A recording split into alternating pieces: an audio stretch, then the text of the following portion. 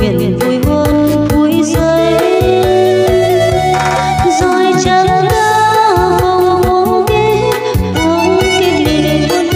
cầu dài vui xây hò nò tùng tiêm ấy bài hồng phố lùng tuôn nhung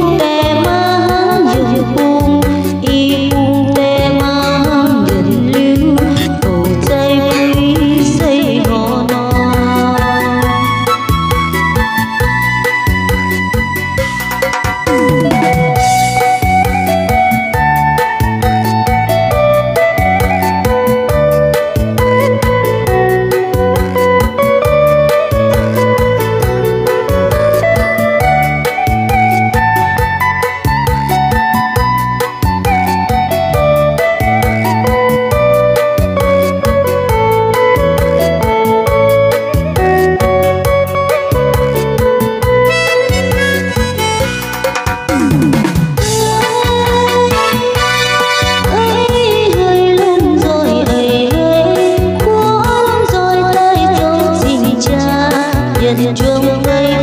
về lại rồi màu xanh xiên là nhang ấy mai xuân mới cài hồng